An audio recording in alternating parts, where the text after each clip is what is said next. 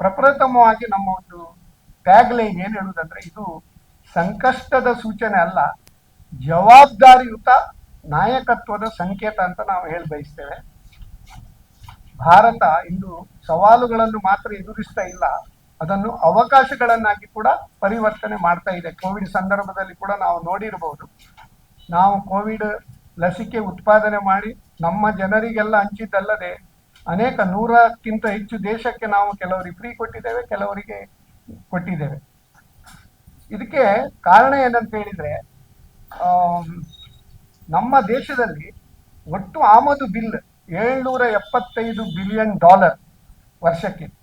ಅದರಲ್ಲಿ ಕೇವಲ 4 ಸರಕುಗಳ ಬೆಲೆ $240 ಬಿಲಿಯನ್ ಆಗಿದೆ. ಪ್ರಪ್ರಥಮವಾಗಿ ನಮ್ಗೆ ಗೊತ್ತಿರಬಹುದು, 85% ಆಫ್ ಅವರ್ ಕ್ರೂಡ್ ಆಯಿಲ್ ನಾವು ಇಂಪೋರ್ಟ್ ಮಾಡ್ತಾ ಇದ್ದೇವೆ, ನಮ್ಮಲ್ಲಿ ಇಲ್ಲ.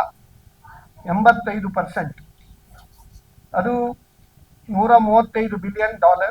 ಚಿನ್ನ $72 ಬಿಲಿಯನ್. ಸಸ್ಯಜನ್ಯ ಎಣ್ಣೆ $19 ಬಿಲಿಯನ್. ರಸಗೊಬ್ಬರ $14 ಬಿಲಿಯನ್. ಅಂದ್ರೆ ಒಟ್ಟಿಗೆ $240 ಬಿಲಿಯನ್ ಕೇವಲ 4 ವಸ್ತುಗಳಿಂದ ಆಗ್ತಾ ಉಂಟು. ಇದು ನಮ್ಮ ಟೋಟಲ್ ನಾವು ಆಮದು ಮಾಡ್ತೇವಲ್ಲ, ಅದರ 31% ರಷ್ಟು ಆಗಿದೆ. ಚಿನ್ನ 10% ಚಿನ್ನವೇ ಆಗಿದೆ. ಚಿನ್ನ ಬಳಕೆದಾರ ರಾಷ್ಟ್ರಗಳಲ್ಲಿ ಭಾರತ ಮಂಚೂಣಿಯಲ್ಲಿದೆ. ಪ್ರತಿ ವರ್ಷ 700ರಿಂದ 900 ಟನ್ ಚಿನ್ನ ನಾವು ಆಮದು ಮಾಡ್ಕೊಳ್ತಾ ಇದ್ದೇವೆ. ಇದಕ್ಕೆ $72 ಬಿಲಿಯನ್ ವಿದೇಶಿ ವಿನಿಮಯ ವೆಚ್ಚವಾಗ್ತಾ ಉಂಟು. 24-25ನೇ ಸಾಲಿನಲ್ಲಿ ಟ್ರೇಡ್ ಡೆಫಿಸಿಟ್ ಅಂತ ಹೇಳ್ತೇವೆ ನಾವು, ಅಂದ್ರೆ ಎಕ್ಸ್ಪೋರ್ಟ್ಗಿಂತ ಇಂಪೋರ್ಟ್ ಜಾಸ್ತಿ ಆದ್ರೆ ಟ್ರೇಡ್ ಡೆಫಿಸಿಟ್ ಅಂತ ಹೇಳ್ತೇವೆ. $95 ಬಿಲಿಯನ್. 25-26ರಲ್ಲಿ $119 ಬಿಲಿಯನ್.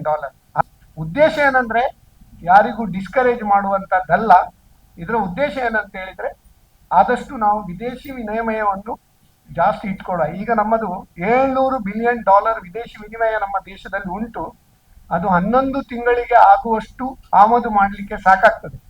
ಆದರೆ ಇತ್ತೀಚೆಗೆ ಏನಾಗಿದೆ ಅಂದ್ರೆ, ನಿಮ್ಗೆ ಗೊತ್ತಿರಬಹುದು, ಈ ಇರಾನ್, ಇಸ್ರೇಲ್ ಮತ್ತೆ ಅಮೆರಿಕದ ಯುದ್ಧದಿಂದಾಗಿ ಮತ್ತೆ ಜಾಗತಿಕ ಹಿಂಜರಿತದಿಂದಾಗಿ ತುಂಬಾ ಒಂದು ಏನ್ ಹೇಳ್ತಾರೆ, ಹೊರ್ಮುಜ್ ಸ್ಟ್ರೈಟ್ ಅಂತ ಹೇಳ್ತಾರೆ ನಾವು, ಜಲಸಂಧಿ, ಅದರ ಒಂದು ಪ್ರಾಬ್ಲಮ್ ಇಂದಾಗಿ ಶಿಪ್ ಬರ್ಲಿಕ್ಕೆ ಬಿಡ್ತಾ ಇಲ್ಲ, ಅನಿಲದ್ದು ಪ್ರಾಬ್ಲಮ್, ಎಲ್ಲ ಪ್ರಾಬ್ಲಮ್. ಅಷ್ಟಾದ್ರೂ ಕೂಡ ನಮ್ಮ ದೇಶದಲ್ಲಿ ಒಂದು ಉತ್ತಮ ರೀತಿಯಲ್ಲಿ ಒಂದು ಹ್ಯಾಂಡಲ್ ಮಾಡಿದ್ದಾರೆ ಅಂತ ಹೇಳಲಿಕ್ಕೆ ನಾವು ಹೆಮ್ಮೆ ಪಡಬೇಕು. ಯಾಕಂದ್ರೆ